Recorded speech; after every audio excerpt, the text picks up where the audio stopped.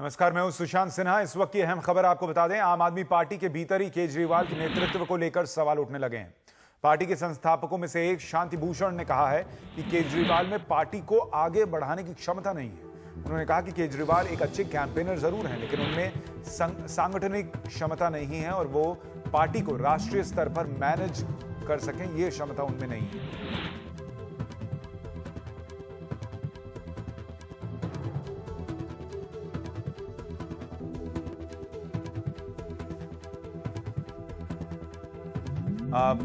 हालांकि योगेंद्र यादव ये कह रहे हैं कि उन्होंने बयान को देखा नहीं है, इसलिए वो अभी कुछ कह नहीं सकते, लेकिन उनकी पार्टी के अंदर लोकतंत्र है और इसलिए जो होगा उस पर वो आगे टिप्पणी करेंगे।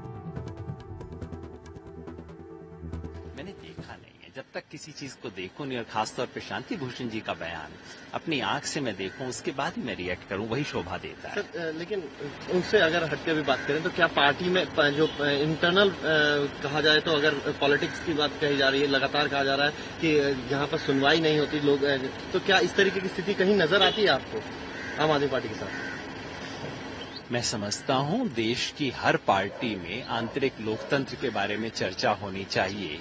ज्यादातर पार्टियों में चर्चा बंद हो गई है, क्योंकि वहां लोग मान बैठे हैं कि इन पार्टियों में कुछ संभव नहीं है।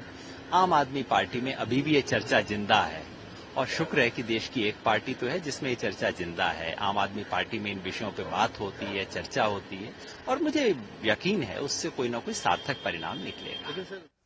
हालांकि ये वही योगेंद्र यादव हैं जो कि कुछ दिन पहले खुद पार्टी से नाराज हो गए थे, लेकिन अब वो ये कह रहे हैं कि पार्टी के अंदर लोकतंत्र है और यहाँ चर्चा होती रहती है।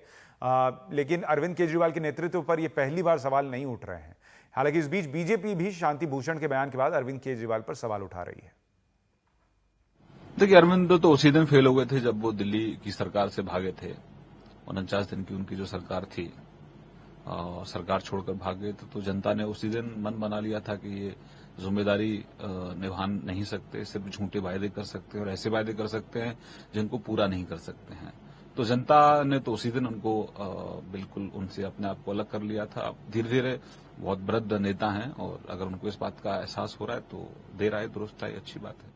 अगर शांति भूषण ने कहा तो देना चाहिए, और क्योंकि कोई भी डिमांड शांति भूषण जैसे आदमी ने की है तो तुरंत प्रभावी। अरविंद केजरीवाल में जरा भी गरिमा जिंदा है और उसके अंदर जरा भी इस तरह की भावनाएं अंदर अगर हैं, अगर उस देश को दिखाना चाहते हैं कि भाई मैं पद का लालची नहीं हूं, मैं प्रधानमंत्री पद का लालची नहीं हूं, मैं मुख्यमंत्री पद का लालची नहीं हूं, लेकिन पार्टी में इतने सीनियर आदमी ने डिमांड रखी है, मैं उनकी बात को मानते हुए पद से रिजाइन करता हूं। दूसरे बहुत सारे काबिल लोग हैं, ऐसा तो है नहीं किसी पार्टी में एक ही आदमी जो कानूनी बन गया पूरे जीवन वही रहेगा, हमेशा बदलाव होता रहा है। श्री शांति भूषण जी ने श्री अरविंद केजरीवाल जी पर जो टिप्पणी की है, मैं सिर्फ इतना कहना चाहता हूं कि श्री अरविंद केजरीवाल जी ने दिल्ली के देश के भोले भाले लोगों की भावनाओं को ठगा है, और श्री अरविंद केजरीवाल जी ने दिल्ली के 1.5 करोड़ लोगों को जिस तरीके से जन लोकपाल और स्वराज के नाम पर सत्ता हासिल करने के लिए झूठ बोला है, इससे बड़ा सत्ता का लालची व्यक्ति इस देश की राजनीति में नहीं आया।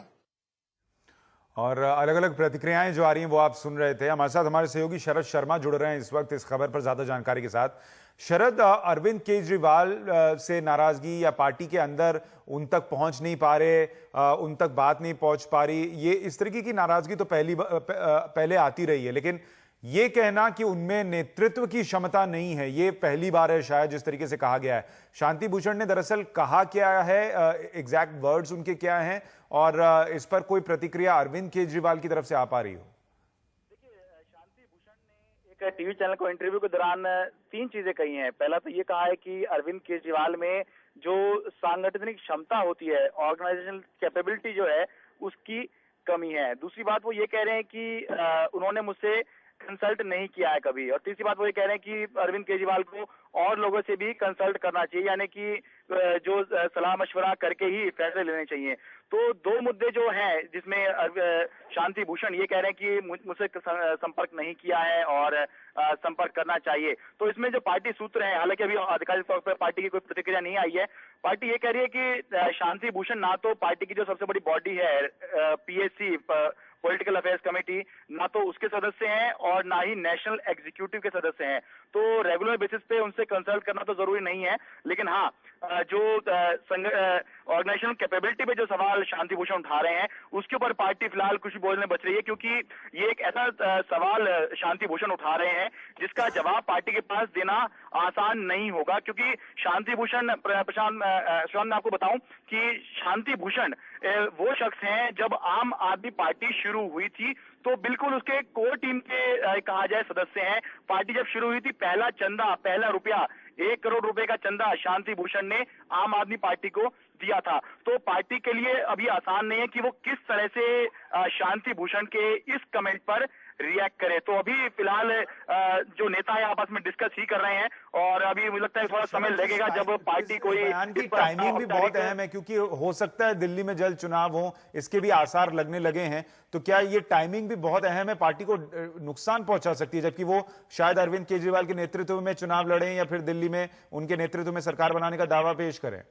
सुशांत, टाइमिंग तो है ही, लेकिन अगर टाइमिंग ना भी हो तो भी शांति भूषण का जो कमेंट है वो बहुत सीरियस कमेंट है। खासतौर से आज मैं आपको बताऊं कि आम आदमी पार्टी ने दिल्ली में अपना सिग्नेचर कैंपेन शुरू किया है दबाव बनाने के लिए कि दिल्ली में इलेक्शन करवाए जाए। तो देश में दिल्ली में इलेक्शन तो होंगे ही, और आम आदमी पार्टी के पास फिलहाल दिल्ली इलेक्शन के अलावा कोई इलेक्शन है भी नहीं, तो वो तैयारी कर रही है दिल्ली इलेक्शन के लिए। और उस बीच में जब वो वापस अपना मोमेंटम बनाना चाह रही है, उस बीच में शांति भूषण, जो कि बिल्कुल ये कहा जाए कि बिना प्रशांत भूषण, जो कि इनके बेटे हैं, बिना प्रशांत भूषण से कोई कंसल्टेशन हुए कोई फैसला आम आदमी पार्टी में शायद ही होता हो। तो उस दौर में अगर शांति भूषण ही ये सवाल खड़े कर देंगे तो फिर पार्टी किस तरह से उसको रिएक्ट करेगी और किस तरह से डिफेंड करेगी, ये पार्टी के लिए बहुत मुश्किल बिल्कुल देखना होगा कि क्या प्रतिक्रिया आती है। हालांकि योगेंद्र यादव शुरुआती प्रतिक्रिया तो दे रहे हैं, लेकिन वो ये भी जोड़ दे रहे हैं कि मैंने बयान सुना नहीं है। लेकिन शांति भूषण, जैसा शरद बता रहे हैं कि एक इंटरव्यू में उन्होंने ये कहा है और केजरीवाल के नेतृत्व पर सवाल उठाएं। केजरीवाल से असंतुष्ट लोग रहे हैं, पार्टी को लेकर असंतुष्ट रहे हैं, पार्टी में लोग, बाकी लोगों की बात नहीं सुनी जाती, इसको लेकर असंतुष्ट लोग रहे हैं और विरोध होता रहा है। लेकिन